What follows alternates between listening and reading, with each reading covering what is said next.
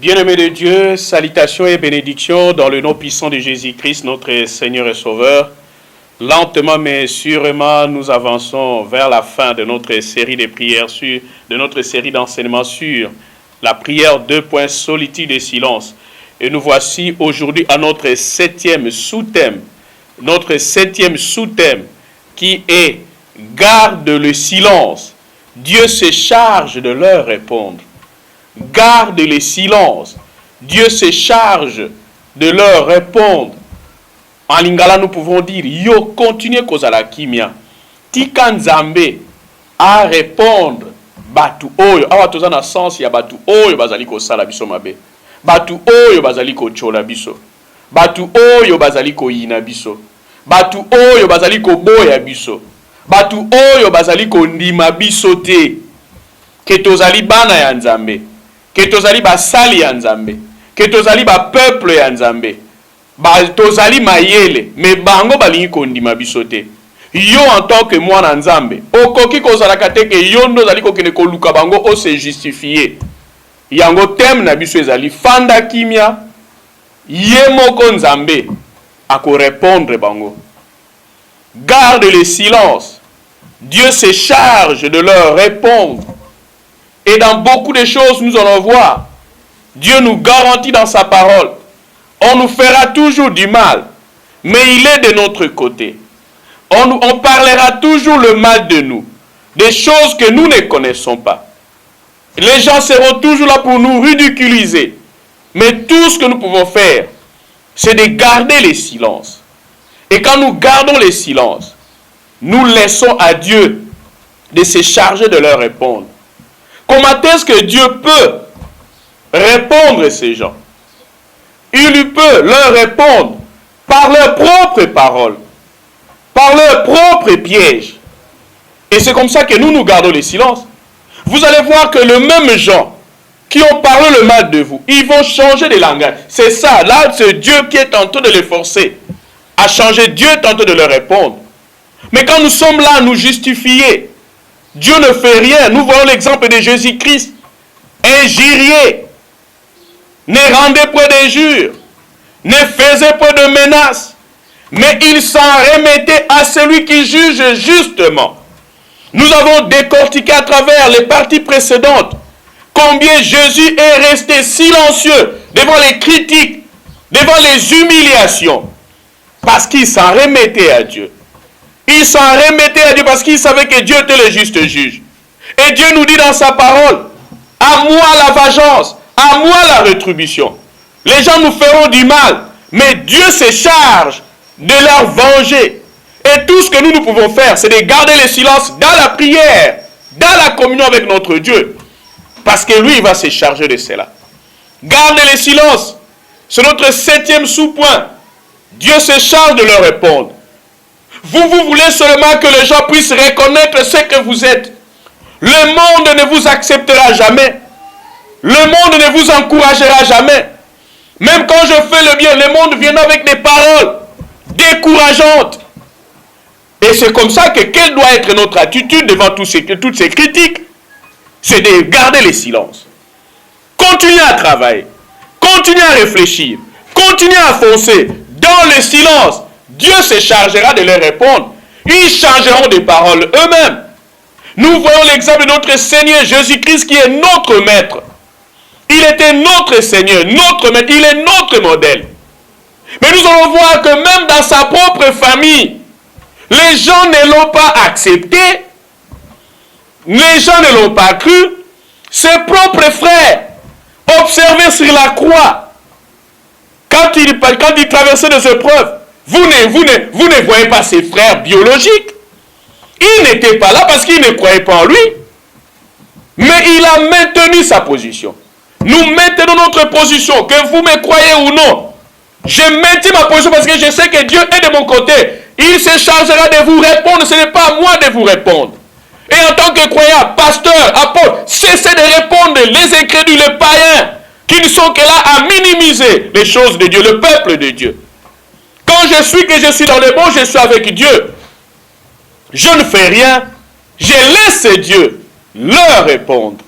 Jean chapitre 7, nous voyons l'exemple de Jésus-Christ. Ses frères et sœurs ne croyaient même pas en lui. Jean chapitre 7, versets 3 à 5.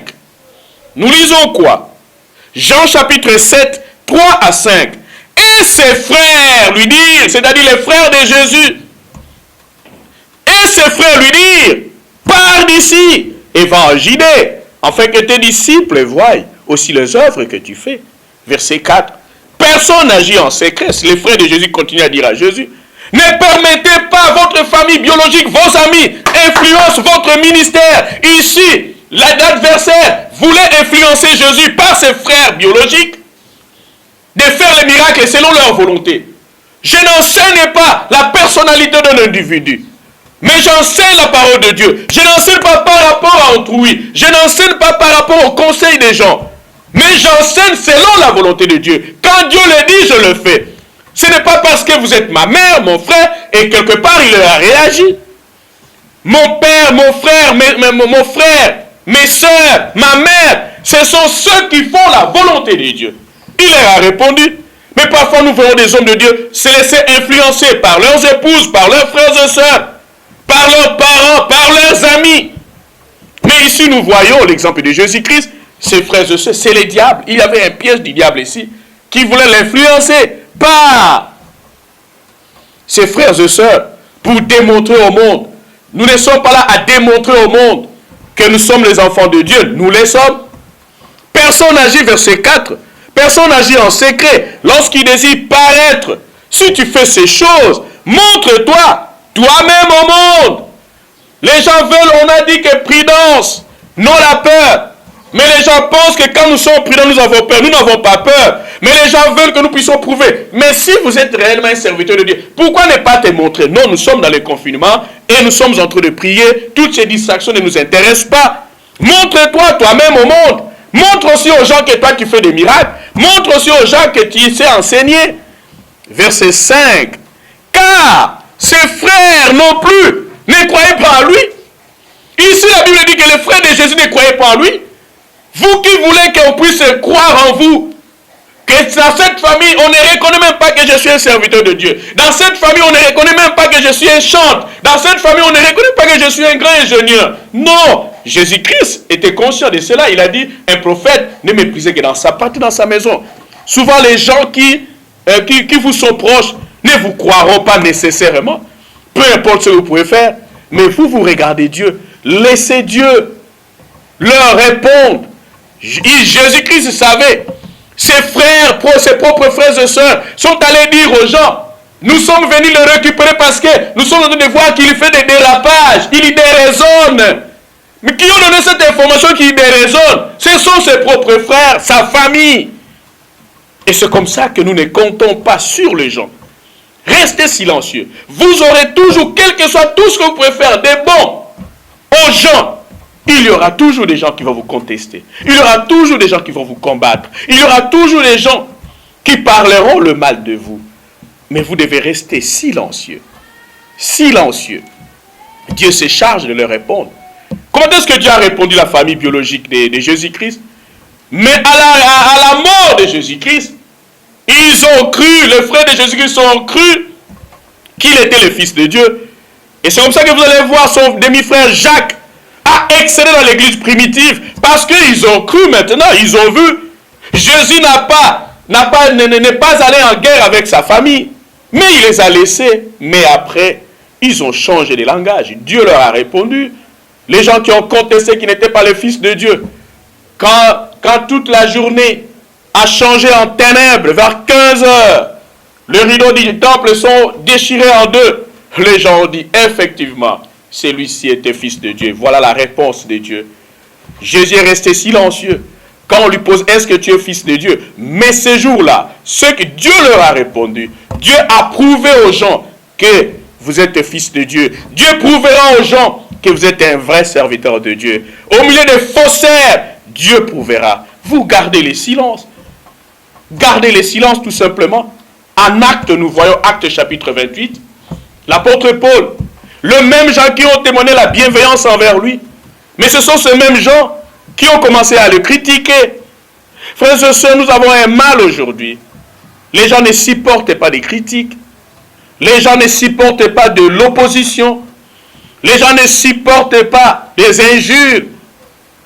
Et c'est comme ça que parfois, nos parquets, nos tribunaux, nos polices, nos prisons sont remplis de plaintes. Vous allez entendre la plainte, imputation dommageable.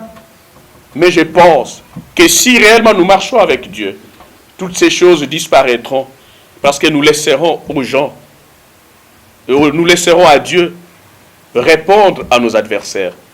Tant que nous serons sur cette terre, nous aurons toujours des adversaires. Nous aurons toujours des gens qui ne vont pas nous accepter, quelle que soit notre bonté, quelle que soit notre bienveillance, quelle que soient nos bonnes œuvres. Les gens continueraient toujours à nous contester.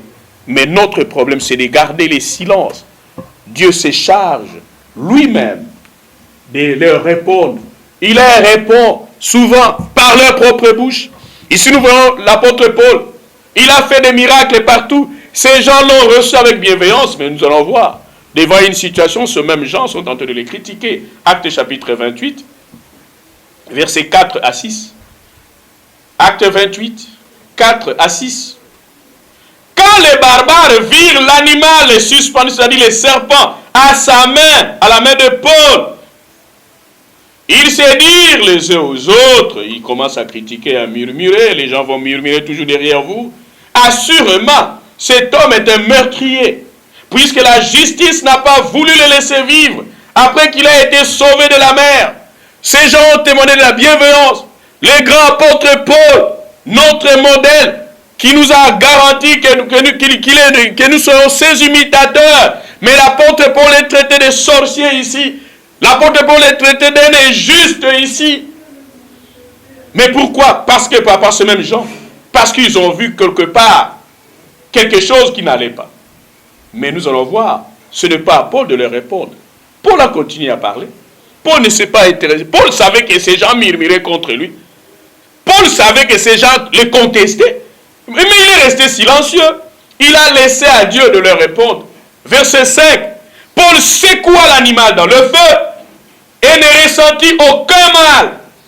Ces gens s'attendaient, verset 6, ces gens s'attendaient à les voir enfler ou tomber morts subitement. Parce que c'est un imposteur. Parce que c'est un injuste. Et la justice va les poursuivre.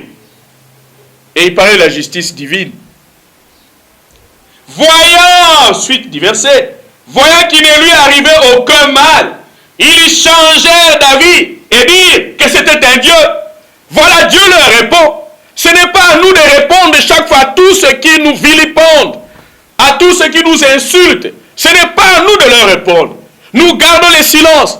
Dieu se charge de leur répondre. Dieu changera les circonstances. On peut vous traiter aujourd'hui d'un imposteur, d'un magicien, d'un sorcier, d'un impunique, d'une prostituée, tout ce que vous voulez, d'un adultère, d'un violeur. Mais si vous êtes dans les bons, Dieu fera tout pour leur répondre que vous étiez innocent. Et en tant qu'enfant de Dieu, ce sont des histoires qui nous arrivent. On peut vous traiter d'un voleur. Mais si je ne suis pas voleur, Dieu s'est chargé de le. Je garde le silence. Je ne parlais pas trop. Et nous avons vu la fois précédente que la caractéristique de Dieu, c'est sa discrétion. Et il n'a pas répondu. Mais les circonstances ont fait que Dieu a répondu à sa place. Ils changent. Quand ils ont changé d'avis, c'est-à-dire Dieu leur a confondu. Ils changèrent d'avis et dirent que c'était un Dieu, que Paul était un Dieu, que Paul ne méritait pas de vivre sur cette terre. Il vivait dans un monde autre que eux. Voilà ce que nous pouvons voir. Lisons livre de 1 Samuel, chapitre 10. Ici, nous allons voir. Saoul était loin de Dieu. Saoul était loin de Dieu. Saoul était choisi par Dieu. Et il a utilisé Samuel pour choisir Saoul. Mais vous allez voir que c'est Dieu qui a choisi, qui a fait le choix de Saoul. Mais vous allez voir qu'il y avait des gens qui le contestaient. Frères et sœurs, dans votre travail, dans votre milieu professionnel, dans votre ministère, dans votre famille, dans votre quartier, que sais-je encore, quel quel que soit tout ce que vous ferez du bien, les gens seront toujours là pour vous minimiser, pour vous ridiculiser. Alors gardez les silences. Laissez Dieu leur répondre. Laissez Dieu leur répondre. Quand Dieu leur répond, ils reviennent à toi avec beaucoup de respect. Ils reviennent à toi parfois en s'agenouillant. Ils reviennent à toi en rampant. Parce qu'ils voient que la meilleure position c'est de ramper. Parce qu'ils ont débordé. Et parfois ils pensent que peut-être que vous allez les tuer, vous allez vous venger. Mais nous en tant qu'enfants de Dieu, c'est à Dieu la vengeance et la rétribution. Laissez à Dieu leur répondre. 1 Samuel chapitre 10, je disais 25 à 27. Ici nous sommes en train de voir l'exemple de Saoul. Il est investi par le grand prophète Samuel. Mais il y a des gens, il y aura toujours des gens qui vont vous minimiser, qui vont vous contester. Que quand lui, celui-là quand il était ça va, mais l'autre aussi, depuis qu'il est là, il ne fait rien. On ne comprend même pas cette église, on ne comprend même pas ce pays, on ne comprend même pas cette ville. Il y aura toujours des gens. Mais le problème, restez avec Dieu. Gardez le silence. Quand vous êtes dans le bon, gardez le silence. Dieu se chargera de les répondre. Ils changeront de langage. Mais ce n'est pas... Vous pouvez vous justifier. Mais ils ne changeront pas leur position. Mais quand Dieu leur répond, ils changeront leur position. Je disais 1 Samuel chapitre 10, versets 25 à 27. Samuel fit alors connaître au peuple le droit de la royauté. Et il écrivit dans un livre qu'il déposa devant l'Éternel. Puis il renvoya tout le peuple chacun chez soi. Ça nous arrive ici, Samuel donne les conditions, les droits des rois. Les droits des rois. La Bible est claire, il y a les droits des prophètes, il y a les droits des prédicateurs. Nous ne sommes pas courroucés à ça. Mais il y a des gens qui contestent que moi je ne peux pas payer la dîme parce que c'est un individu comme moi. Mais il y a ceux qui appliquent. Vous gardez le silence, ce n'est pas que vous commencez à maudire ceux qui ne donnent pas. Vous gardez le silence et laissez Dieu leur répondre. Quand ils ont des complications dans leur vie, ça ce n'est pas toi. Dieu est en train de leur répondre et Dieu peut leur ramener à appliquer le principe. Ne regrettez pas quand les gens ne prient pas pendant que vous priez. Gardez le silence, Dieu se charge de leur répondre. Ici, Samuel a donné le droit de la royauté en tant que roi. Il avait des droits que le peuple devait respecter. Verset 26. Saoul aussi s'en alla dans sa maison à Gubéa. Il fut accompagné par les honnêtes gens dont Dieu avait touché le cœur. Dieu touchera toujours le cœur des gens à vous accompagner, frères et sœurs, dans vos responsabilités, dans votre ministère, dans tout ce que vous faites. Peut-être que vous n'avez pas de moyens, mais Dieu mettra toujours des gens qui seront touchés à vous soutenir. Nous ne sommes pas derrière les gens, mais Dieu met toujours les gens pour nous soutenir, pour nous aider, pour nous orienter parfois par des conseils. Saoul aussi s'en alla dans sa maison à Gibéa. Il fut accompagné. C'était la culture. Il était ordonné en tant que roi. Il était reconnu par Dieu, par les prophètes et par le peuple. Et il y a eu des gens honnêtes gens dont Dieu avait touché le cœur, qui l'ont accompagné. Batambolaki na Saoul tang ba pesie bokonzi. Mais balobi malgré cela, ezalaki toujours na batu. Oyo bazalaki kondima ete babi oyete mutu biso to lingaki. Yango bandeko balinga miboyeba que quel que soit atakuto awa tomoni pi Saoul azalaki engambe alekaki royaume manaki engambe mais ki engambe na ebangisaki batute. Mayele na ote mutu kotinda batu balanda yo. Makasi na yote batu soki baza déterminé ba yina yo bako yina yo kaka quel que soit bolamu ko sala mais yo tika nzambe nde a répondre bango. Tozali komona awa la réponse de Saoul verset 27, 1 Samuel chapitre 10 verset 27. Il y avait des honnêtes gens pour l'accompagner dont les cœurs étaient touchés. Mais 27, il y eut toutefois des hommes pervers qui disaient quoi, c'est celui-ci qui nous sauvera. Et ils le méprisèrent et ne lui apportèrent aucun présent. Mais suivez la réaction de Saoul. Mais Saoul n'y prit point garde. Saoul Saoul ne s'est pas intéressé à leur contestation. Saoul ne s'est pas occupé de leur critique, de leur opposition, de leur murmure. Saoul n'a pas considéré cela. Et nous allons voir plus tard, les gens maintenant voulaient même tuer les gens qui ont contesté Saoul. Laissez Dieu leur répondre. L'une des choses à savoir dans la vie, c'est qu'il y aura toujours des gens pour vous sous-estimer. Quels que soient vos talents, quelles que soient vos qualités spirituelles, physiques, il y aura toujours des gens qui vont vous sous-estimer, qui vont vous voir que vous n'arrivez pas à faire quelque chose. Vous ne ferez rien. Il a fait ceci. Ah, mais d'ailleurs, moi aussi, je peux le faire. Ce qu'il a fait là, c'est rien. Dans la vie, il faut vous rendre compte qu'il y aura toujours des gens, quel que soit ce que vous ferez, qui vont vous sous-estimer. Ce n'est pas tout le monde qui croira en vous. Il y a des gens parfois, mais comment est-ce que moi, je suis un grand homme de Dieu, mais on ne veut pas me croire. Ce n'est pas tout le monde. Je suis un grand chef, je suis une grande autorité. Aux États-Unis, en France, l'ONU me connaît. Mais comment est-ce qu'ici, rappelez-vous, un prophète ne méprisait que dans sa patrie et dans sa maison. Il y aura des gens qui vont vous sous-estimer. Par contre, il y a des gens qui vont toujours considérer vos qualités, qui vont reconnaître. Parfois, ce sont des étrangers à votre vie, à votre famille, à votre nation, à votre église. Mais il y aura toujours des gens pervers. Ici, Saoul devait pour la première fois occuper un très grand poste de responsabilité. Il n'avait aucune expérience dans la matière. Les gens vont vous sous-estimer. Nous avons dirigé l'église. Pendant 50 ans, nous sommes dans ces affaires. Ils vont vous amener leur expérience. Que nous sommes des autorités dans cette nation depuis l'indépendance. Et vous allez voir que moi, je ne mets pas l'expérience.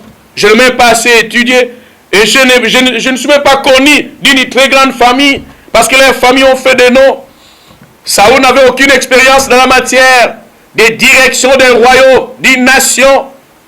Pendant que certains se réjouissaient du choix de Saoul, d'autres ne les croyaient pas du tout à la hauteur.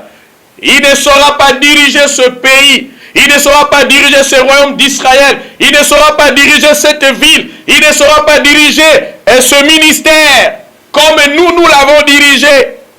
Il ne saura pas diriger la famille. On a eu un chef de famille qui déplaçait des montagnes et lui, il ne saura pas. Il y aura toujours des gens pour vous sous-estimer, frères et sœurs, mesdames et messieurs. Pendant qu'il y aura des gens qui seront touchés. Mais ce que ces gens ont oublié, c'est que quand Dieu te place quelque part, même sans expérience, tu vas réussir. Et nous cherchons la gloire de Dieu. Et c'est comme ça que nous disons, nous gardons le silence. Bien sûr, je reconnais mes faiblesses, je reconnais que je ne suis pas expérimenté dans tel ou tel domaine. Mais si c'est Dieu qui m'a choisi, je sais que je réussirai. Et voilà pourquoi je garde le silence et je laisse Dieu leur répondre. Le Dieu là qui m'a choisi, le Dieu qui m'a désigné pour diriger ce ministère, diriger la famille, diriger les quartiers, diriger la nation, diriger le peuple. C'est ce même Dieu qui va leur répondre, pas moi. Ce que les gens disent et pensent n'a aucune importance. C'est ce que Saoul avait compris. Saoul avait compris. Essentiel, il avait une partie des gens honnêtes, des gens équipés, expérimentés pour le soutenir dans sa tâche. Et il a méprisé les propos des gens qui le critiquaient. Voilà pourquoi il n'a prêté aucune attention, selon le verset 27. Aucune attention. Lorsque vous savez que Dieu est de votre côté, ne vous laissez jamais distraire par des racontars. Et les paroles de découragement, parce qu'il y aura toujours des pessimistes qui viennent pour vous décourager. Que tu n'as pas de titre approprié pour occuper telle fonction. Tu n'as pas de formation que nous avons eue. J'ai étudié à l'université de Louvain-la-Vieille. Donc il veut faire la différence que moi, ce n'est pas Louvain-la-Vieille. Peu importe leur titre, si Dieu vous a choisi, laissez Dieu leur répondre. Les dieux là qui vous a choisi. Gardez le silence. Ne vous laissez pas jamais distraire par les racontars. Les gens qui vous découragent. Le Seigneur qui vous a choisi pour ces postes se chargera personnellement de dire à sa manière à vos contradicteurs qu'ils ont eu tort de vous sous-estimer. À partir de vos actions, les gens verront réellement que non, c'est l'homme que Dieu avait choisi.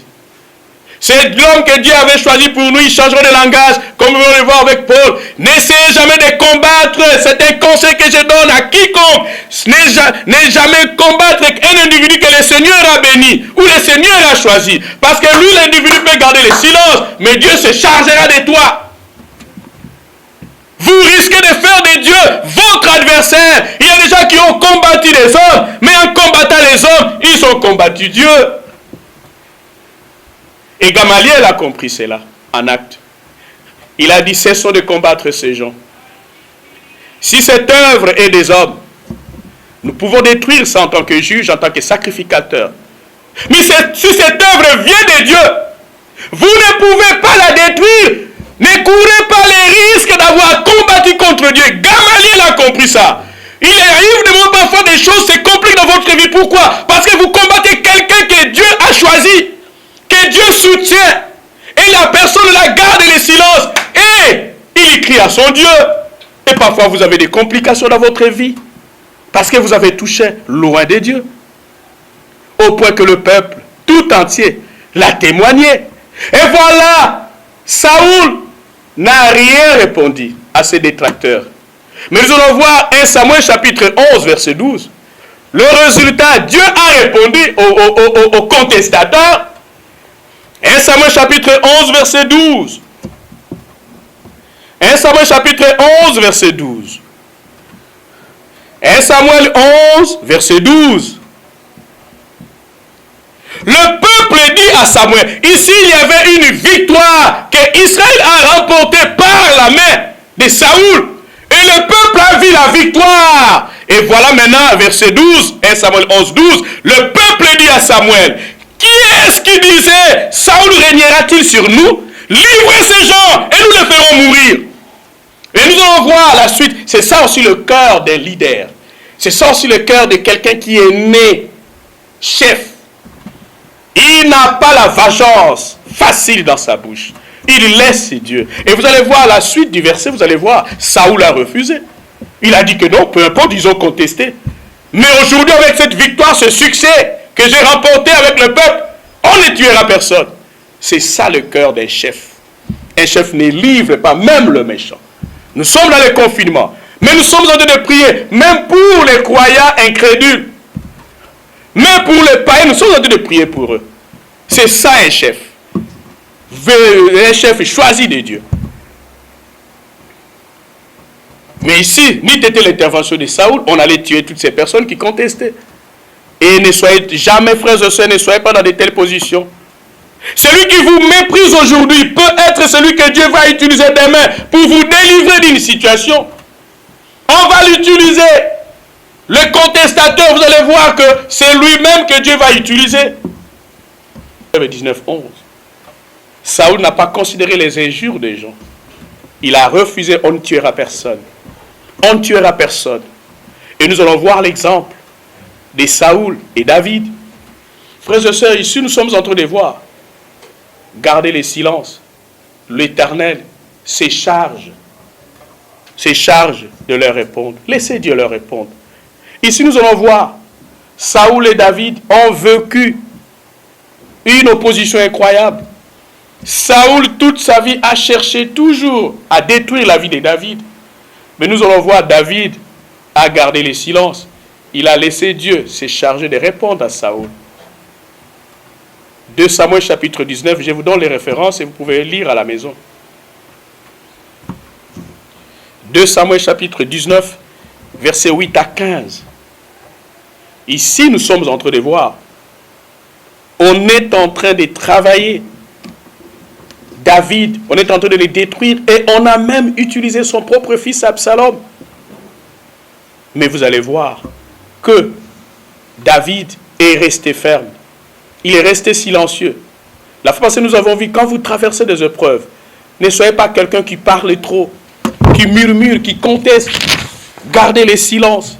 Ici, nous voyons David, comme nous venons de le voir. Vous allez lire toute l'histoire. Je vous épargne de l'histoire. 2 Samuel 19, 8 à 15. David, n'a jamais fait quoi que ce soit.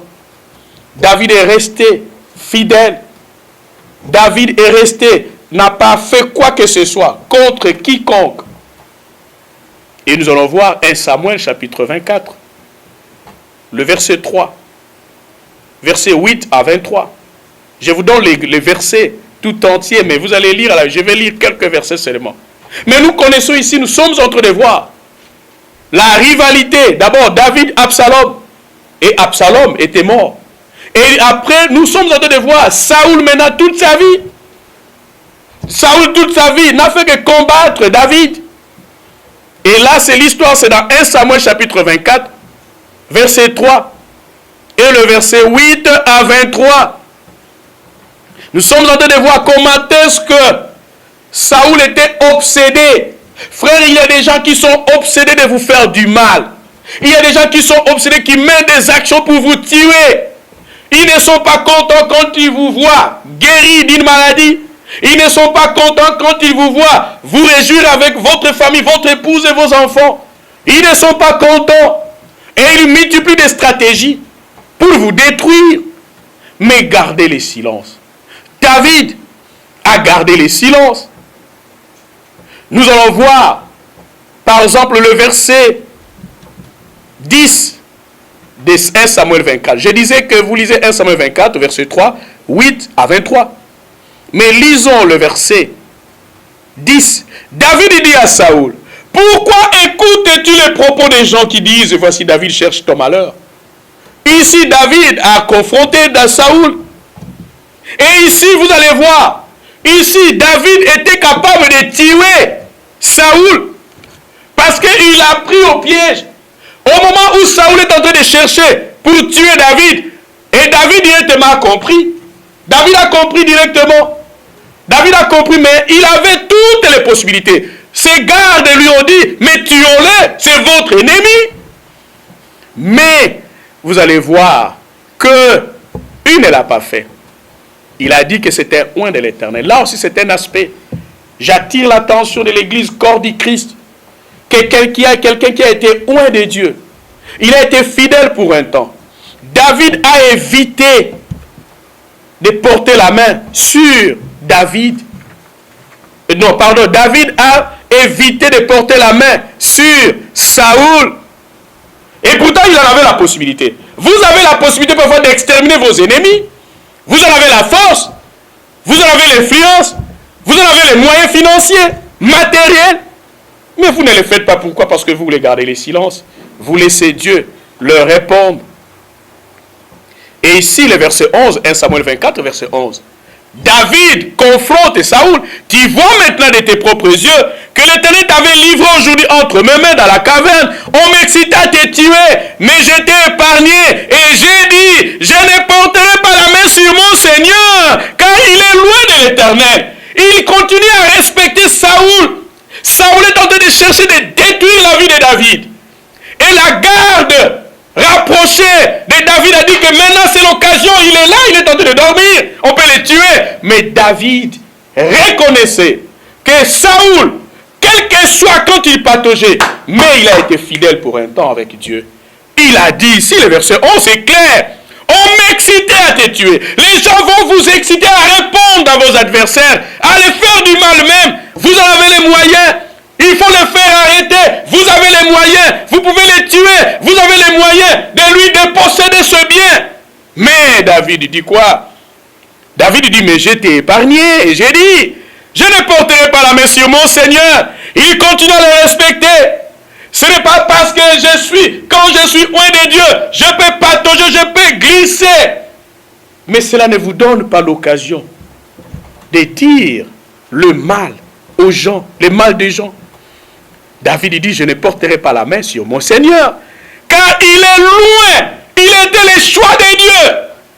Et il y a un temps comme ça, Saoul, malgré qu'il pataugeait, mais David était convaincu qu'il y a un temps comme ça, David avait, et Saoul avait marché avec Dieu. Et il a fait la joie de Dieu. Et c'est comme ça que vous allez voir, vous continuez la suite, vous allez voir les gestes de David envers Saoul, son ennemi, démontré et a convaincu Saoul que David sera roi. Parce qu'il a... C'est ça le cœur d'un chef. Au verset 20, verset 19, nous commençons par le verset 19 de 1 Samuel 24. Saoul qui dit quoi? Tu manifestes aujourd'hui la bonté envers laquelle tu as agi envers moi. Puisque l'Éternel m'avait livré entre tes mains et que tu ne m'as pas tué. Verset 20. Si quelqu'un rencontre son ennemi, le laisse-t-il poursuivre tranquillement son chemin? Que l'Éternel te récompense. Ici, ce sont les paroles de l'ennemi. J'ai dit tantôt, Dieu utilisera toujours tes mêmes ennemis pour le confondre, pour t'élever. Et ici, ce sont les paroles des ennemis, de l'ennemi envers David. Il était venu pour tuer David, mais maintenant il est en train de le bénir. Verset 20, si quelqu'un rencontre, ici c'est-à-dire Dieu est en train de répondre à Saoul. Si quelqu'un rencontre son ennemi, le laisse-t-il poursuivre tranquillement son chemin? Que l'Éternel te récompense. Ça c'est une bénédiction. Pour ce que tu m'as fait en ce jour. Maintenant voici, je sais que tu régneras et que la royauté d'Israël restera entre tes mains. Ce sont les bénédictions. Gardez le silence. Laissez Dieu répondre à tes ennemis. Ils vont eux-mêmes vous bénir. Ils vont eux-mêmes vous aider. Verset 22. Jure donc par l'Éternel que tu ne détruiras pas ma postérité après moi et que tu ne retrancheras pas mon nom de la maison de mon père. 23. David jura à Saoul. Puis Saoul s'en alla dans sa maison. Et David et ses gens montèrent au lieu fort. Ils sont venus pour tuer David, mais ils ne l'ont pas tué. Parce que le bienfait de David, une fois que Saoul, malgré ce bienfait, mais il va répéter, c'est comme ça que je vous ai dit, les gens qui ne vous aiment pas, qui murmurent, qui vous contestent, quelle que soit votre bonté, ils continuent toujours à changer de stratégie. Et nous allons voir la deuxième fois. Il va encore poser le même piège à David. Là, je vous épargne, vous pouvez lire 1 Samuel chapitre 26. 1 Samuel 26, versets 7 à 25. Je vous laisse lire ça. Vous pouvez méditer sur ça pour voir que malgré tout ce qu'il avait dit au premier piège, mais il y a eu la deuxième fois. Les gens qui veulent vous couler chercheront toujours des moyens. 1 Samuel chapitre 26, versets 7 à 25. Je vous épargne la lecture. Vous pouvez aller lire, mais vous allez voir. Quelqu'un qui veut vous couler, quelle que soit la situation. Quel est le principe à retenir ici? Quand Dieu, la main de Dieu a été sur un homme, et que cet homme patauge, ce n'est pas à nous de les juger, ce n'est pas à nous de lancer les pics à un loin de Dieu. Laissez Dieu rester juge, et si ça restera pour l'éternité, laissez Dieu rester juge. Et David a dit à ses gardes, que ce n'est pas à moi de mettre fin à la vie de Saoul, à moins que son jour arrive. Mais moi, je ne porterai pas la main. Et frères et sœurs, quand vous lisez la fin de Saoul, la personne qui a aidé Saoul à mourir, David l'a tué. Parce qu'il lui a dit, mais comment est-ce que moi je suis loin de Dieu, mais je n'ai pas pu porter la main sur loin de Dieu. Mais comment est-ce que toi tu l'as achevé? Il pensait porter la bonne nouvelle, mais parce qu'il a touché loin. Saoul était le choix de Dieu. Et il y a un moment, il a fait la joie de Dieu. On n'attaque pas son père. Biologique, physique, spirituel. On n'attaque pas. Nous allons voir un exemple en 2 Rois.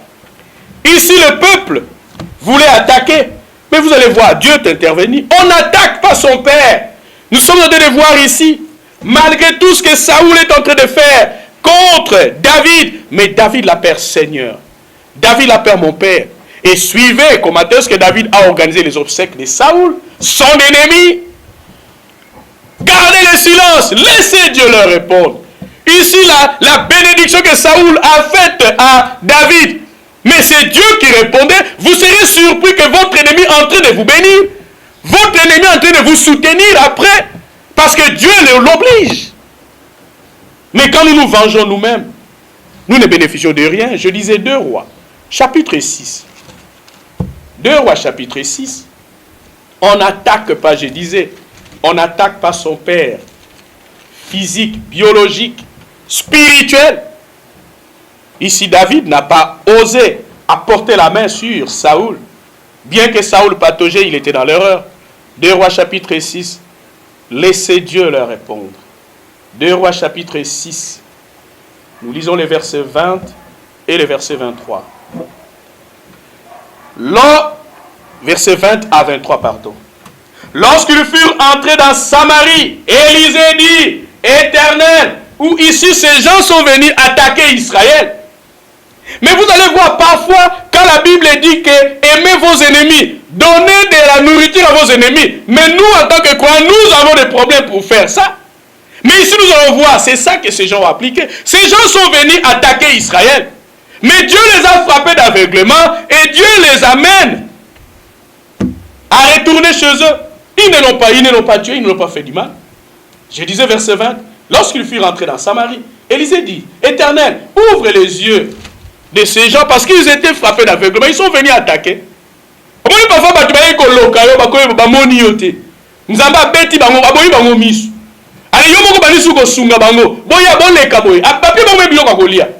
c'est ça, aimer nos ennemis. Nous ne pouvons pas avoir un cœur dur parce qu'il m'a fait ceci. Non, aimez vos ennemis. Donnez de la nourriture à vos ennemis. Ozo baki c'est la bangone mabe. Na pesi yo eloko. Olie. Mais on l'a kelinga mabe. Ma kobila ke mabe de zongeli kaka yo moko. Ces gens pour qu'ils voient. Et l'Éternel ouvrit leurs yeux. Et ils virent qu'ils étaient au milieu de Samarie. C'est-à-dire, bazong ba fa bon aveuglement, bazong si bango sika ba uta ki na mboka na bango. Et sika ba yako bunda bito ba sali lokote. Bato ba yako loka ba ke na porte mususu ba bosani. Ba yako se retrouver au fameux on avait bazong ka place ba uta ki. Verset 21. Les rois d'Israël en le voyant dit à Élisée. Les rois d'Israël en le voyant dit à Élisée, frapperai-je mon père? Est-ce que la vogo beta papa l'a attaqué? Na uti ko bango ba attaquaka papa te. Ba attaquaka papa ya molimo te. Ba attaquaka papa ya musunité. Azali papa. La paternité est sacrée. Et nous avons vu, David n'a pas porté atteinte à Saoul. Le temps nous manquerait pour quelqu'un qui a été fidèle envers son père spirituel. Samuel a été obéissant envers son père spirituel. Élie, il ne l'a pas attaqué. Il est resté obéissant à Élie jusqu'à la mort d'Élie. On n'attaque pas son père. Ici, le roi d'Israël, en le voyant, dit à Élisée, frapperai-je mon père? Tu ne frapperas point, répondit Élisée. Est-ce que tu frappes ceux qui te fait prisonnier avec ton épée et avec ton arc? Donne-leur du pain et de l'eau. Les gens qui sont venus m'attaquer, et ici, Dieu me dit de leur donner de la nourriture. Et on leur a donné ça. Afin qu'ils mangent et boivent, et qu'ils s'en aillent ensuite vers leur maître. Les rois d'Israël leur firent servir un grand repas. Et ils mangèrent et burent. Puis il les renvoya, et ils s'en allèrent vers le maître. Et les troupes des Syriens ne revinrent plus sur le territoire d'Israël. Les gens qui vous attaquent, quand ils viendront pour vous déposséder de vos biens, quand ils viendront pour semer la sécheresse dans votre maison, la maladie, la terreur, la mort, et que quand Dieu va vous protéger en leur faisant du bien, ils ne reviendront plus ils changeront d'adresse, ils ne viendront plus chez vous. Et frères et sœurs, c'est une leçon que nous devons continuer à faire du bien à nos ennemis. Et nous voyons le dernier exemple de Shimei. Nous voyons que garder le silence, Dieu se charge de leur répondre. Shimei était quelqu'un qui ne pouvait pas parler devant David. Et parfois quand nous traversons des épreuves, il y a des gens parfois qui ne peuvent même pas nous adresser une parole, mais ils le font. Lisons 2 Samuel, chapitre 16. Lisons rapidement 2 Samuel, chapitre 16. Ici, David est en train de traverser les épreuves. Et Dieu permet que les gens de rien puissent se moquer de vous. Nous avons vu l'exemple de Saoul, il n'a pas réagi. 2 Samuel 16, 5 à 13. David était arrivé jusqu'à Bachurim. Et voici, il sortit de là un homme de la famille et de la maison de Saoul, nommé Shimei. Pendant que David est en train de fuir Absalom, son fils, voilà Shimei vient, fils de Gera. Il s'avança, prononça des malédictions. Frères et sœurs, parfois quand nous traversons des épreuves, nous sommes maudits par le peuple. Nous sommes injuriés, insultés par le peuple. Et 6, Shimei continue à injurier David. Et il jeta des pierres à David. Il oublie que David était loin de l'Éternel. Et à tous les serviteurs du roi David. Tandis que tous les peuples et tous les hommes vaillants étaient à la droite et à la gauche du roi pour le protéger. 7. Shimei parlait ainsi en le maudissant David. Va-t'en, homme de sang, méchant homme. Est-ce que David est un méchant? Non. On va vous donner des qualificatifs parfois que vous n'avez pas. Vous êtes un imposteur, escroc, magicien, occultiste, chef coutu, tout ce que vous voulez. Mais quand je ne suis pas, je garde les silences, je laisse Dieu leur répondre. Verset 8. L'Éternel, il continue les malédictions, je vous ai pas de malédictions. Et maintenant, les gardes rapprochés de David vont attaquer Shimei. Mais voyez la réponse de David au verset 10. Voyez la réponse. Gardez les silences. Laisse Dieu leur répondre. Verset 10. Mais le roi dit, qu'ai-je à faire avec vous, fils de Tchérija? S'il maudit ce que l'Éternel lui a dit, maudit David. Qui donc lui dira pourquoi agis-tu ainsi? Et David dit à Abishai et à tous ses serviteurs, voici mon fils qui est sorti de mes entrailles en veut à ma vie. À plus forte raison, ce Benjamite, laissez-le et qu'il maudisse, car l'Éternel lui a dit, il n'est pas allé au tribunal, il n'est pas allé à la police, mais il a dit tout simplement, laissez-le, il a gardé le silence. Verset 12, peut-être l'Éternel regardera-t-il mon affliction et me fera-t-il du bien en retour des malédictions d'aujourd'hui. Quand nous subissons des injustices que nous ne méritons pas, Dieu tient compte de toutes ces choses. Gardons le silence, Dieu se chargera de leur répondre. Verset 13, David et ses gens continuèrent leur chemin. C'est-à-dire, ils n'ont pas répondu à Shimei. Ils n'ont pas répondu aux injures de Shimei. Ne répondez pas toujours aux injures des gens. Vous voulez toujours réagir. Je vais faire la réaction. Je vais faire le droit de réponse. Non, David n'a pas fait le droit de réponse. Il a laissé. Parce que David savait, peut-être, Shimei, avec toutes ces malédictions, Dieu me lavera. C'est Dieu qui peut nous laver. De toute suite, c'est Dieu qui lave notre réputation. Et ici, David, au verset 13, a compris. En marchant, il maudissait. Donc, malgré que David ne parlait pas, donc il y a des gens qui vont vous pousser à parler. Mais ici, David évitait Shimei. Mais on nous dit ici au verset 13, David et ses gens continuent leur chemin, c'est-à-dire, ils ont gardé le silence. Ils ont connu leur chemin. Et ils ont laissé Dieu réagir. Mais nous voyons aussi, et Shimei marchait sur les flancs de la montagne près de David. Et en marchant, il continuait à maudire.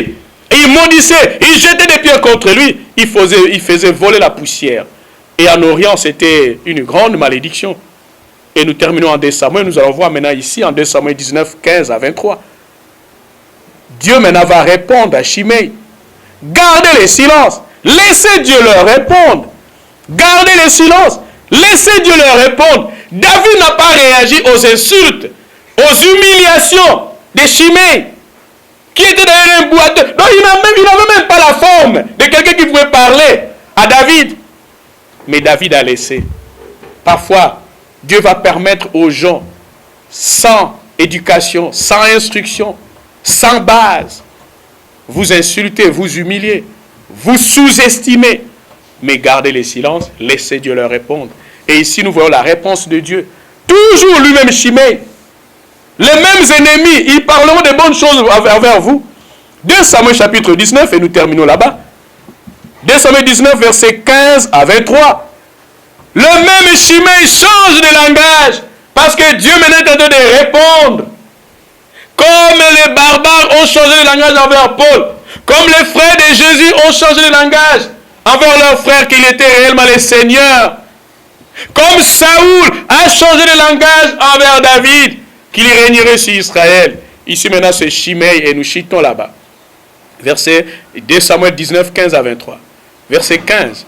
Le roi revint et arriva jusqu'au Jourdain. Et Juda s'est rendu, c'est-à-dire ici avec la victoire. C'est-à-dire David est en train de rentrer à Jérusalem. Les sièges de Dieu, en toute victoire. Il a gagné le combat de Saoul. Il a gagné le combat d'Absalom.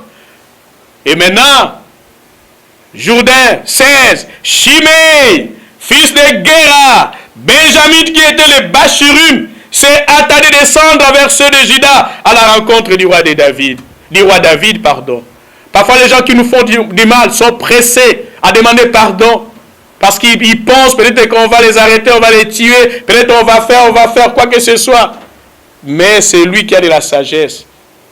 Mais ses pensées à oublier les offenses. C'est ça qui est la caractéristique d'un chef choisi de Dieu. Verset 17. Il avait avec lui 1000 hommes de Benjamin et Tiba, serviteur de la maison. Verset 18. Les bateaux mis à la disposition. Verset 18. le bateau mis à la disposition du roi faisait la traversée pour transporter sa maison.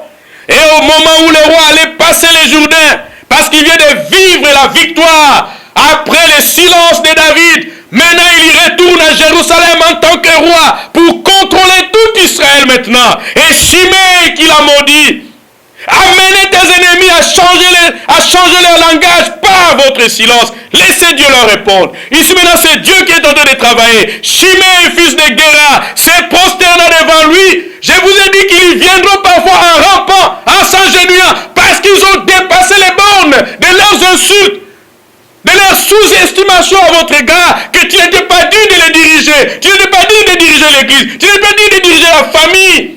Ils reviendront à vous en rampant. Ici, il vient en se prosternant. Le même Shimei qui a insulté David, qui l'a maudit. Et le même Shimei se prosterne. Ça, c'est Dieu qui est en train de répondre le silence de David. Verset 19, il dit au roi, Shimei dit au roi, que mon Seigneur, maintenant c'est un Seigneur. Il y a quelque temps, il disait que c'est un homme de sang. Mais maintenant, il dit, mon Seigneur, ne tienne pas compte de mon iniquité. Maintenant, l'iniquité a changé de camp. Frères et sœurs, quand vous êtes dans la raison, restez silencieux. Laissez Dieu répondre à vos ennemis, à vos opposants.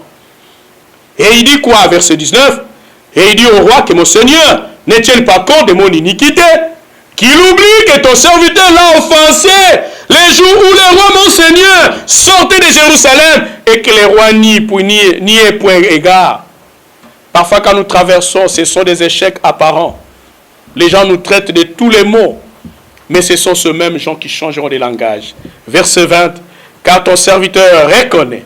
Ils vont reconnaître. Vous gardez le silence, laissez Dieu. Ici il dit, car ton serviteur, il s'appelle lui-même un serviteur de David, qu'il a maudit. Car ton serviteur reconnaît qu'il a péché. Et voici, je viens aujourd'hui, le premier de toute la maison de Joseph, à la rencontre du roi mon Seigneur. Je suis le premier. Ils seront les premiers à vous rencontrer, à chercher à vous rencontrer, à demander de l'audience. C'est lui qu'ils ont méprisé. C'est comme Christ le disait, la pierre rejetée est devenue la principale des langues. Oh, wakaki, oh, baby saki bo fingaki. Ayeko koma likonzi. Verset 21. Alors Abishai, toujours l'entourage. Abishai, fils de Tcherija, se souvient. La garde rapprochée de David se souvient des injures de ce Shimei. Fils de Tcherija a pris la parole et dit, Shimei ne doit-il pas mourir pour avoir maudit loin de l'Éternel? Il a maudit et maintenant voilà, les choses changent. Shimei, il méritait cela. Tchéri, le fils d'Abishai, dit, il doit mourir pour avoir maudit loin de l'Éternel. Même si David pataugeait, même si Saoul pataugeait, il était loin de l'Éternel. 22. Mais David dit, qu'ai-je à faire avec vous, fils de Tcherija? Et pourquoi vous montrez-vous aujourd'hui mes adversaires? Aujourd'hui fera-t-on mourir un homme en Israël? Ne sais-je donc pas que je règne aujourd'hui sur Israël? Verset 23, et le roi dit à Shimei, tu ne mourras point. Et le roi l'élugira. C'est ça la sagesse de Dieu. La sagesse de Dieu, l'homme qui a de la sagesse, met en oubli les offenses qu'on lui a faites. Mais quand vous êtes rancunier, cela démontre que vous n'êtes pas les choix de Dieu. Mais ici, nous venons de voir, Jésus-Christ a gardé le silence devant la sous-estimation de sa famille. Nous voyons Paul a gardé le silence. Il a laissé Dieu. Et Dieu se charge de leur répondre. Quand nous sommes silencieux, nous laissons à Dieu. Indirectement, nous disons à Dieu, à lui la vengeance et la rétribution. Indirectement, nous disons à Dieu de s'occuper de nos ennemis. Nous gardons le silence. Nous savons que tant que nous sommes dans les bons, il y aura toujours des gens que Dieu mettra à notre disposition pour nous soutenir, comme Saoul a eu des honnêtes gens qui l'ont soutenu. Et le reste est là. Dieu s'est occupé des restes. Nous venons de voir Saoul, nous venons de voir Paul, nous venons de voir Jésus-Christ, et nous venons de voir David devant Shimei. Il ne s'est pas vengé. Il a laissé Dieu réagir à sa place. Et ses ennemis, vos ennemis, retourneront en vous en rampant, se prosternant, comme tous les autres que nous venons de voir. Dieu éternel, Merci pour cette parole. Merci pour cette exhortation. En ce moment de confinement, nous avons besoin beaucoup plus de ta parole, car ta parole nous éclaire. Ta parole est une lampe à nos pieds. Nous avons besoin de cette parole. Au milieu des injustices que nous subissons, nous sommes tentés parfois à réagir. Merci pour cette parole appropriée, que nous pouvons considérer la vérité présente qui vient au moment voulu. Où éternel grand Dieu, nous devons garder, tu nous viens de nous apprendre de garder le silence. Toi, tu te chargeras de répondre à nos ennemis, comme tu as fait, éternel grand, avec ces serviteurs que nous venons de citer, éternel grand, à travers cet enseignement. Occupe-toi de nous, Père. Nous sommes environnés de personnes qui nous haïssent. Nous sommes environnés de personnes qui cherchent notre mort. Nous sommes environnés de personnes, éternel grand Dieu, qui nous font du mal, qui nous pointent même le cœur, mais éternel grand Dieu, par leurs propos, des paroles blessantes.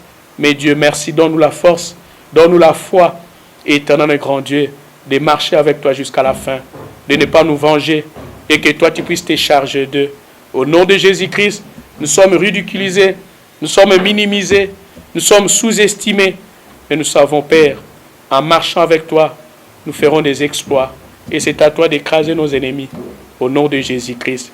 Merci, éternel grand Dieu, pour ces frères et sœurs qui ont travaillé à la technique, qui ont donné de leur temps, que tu les bénisses, que tu les préserves du mal. Donne-nous les moyens nécessaires, éternel grand Dieu, d'arriver à la fin, à la conclusion la semaine prochaine, afin que nous sachions complètement que nous devons continuer à prier pendant ce moment de la solitude et silence. Dieu, que tu puisses nous aider à développer les silences. Et toi, quand nous gardons les silences, éternel grand Dieu, toi tu vas, éternel grand Dieu, te charger de leur répondre. Au nom de Jésus-Christ, bénis notre ministère, bénis l'Église corps du Christ qui dort, éternel grand Dieu, spirituellement. Mais Dieu, éternel grand Dieu, réveille-le. Éternel grand Dieu, réveille l'Église, afin que nous soyons capables d'affronter les tics, éternel grand Dieu, de l'ennemi qu'il prépare contre nous. Au nom de Jésus-Christ, libère-nous de ce Covid-19. Libère-nous, éternel grand Dieu, de ce confinement. Que nous ayons le temps de t'adorer, de te louer, de te glorifier, de te rendre des actions de grâce. Nos croyants là où ils sont, Père, ils ne sont pas encadrés malgré que nous enseignons. Mais il y a ceux qui ne sont pas en mesure d'écouter ces enseignements. Fortifie-les dans leur foi. Au nom de Jésus-Christ. Éternel grand Dieu, tous ceux qui écouteront cette parole à travers le monde, soient bénis, soient délivrés, soient capables de supporter les injustices et de rester silencieux, car toi tu te charges de répondre à leurs ennemis. Bénis, éternel grand Dieu, cet endroit.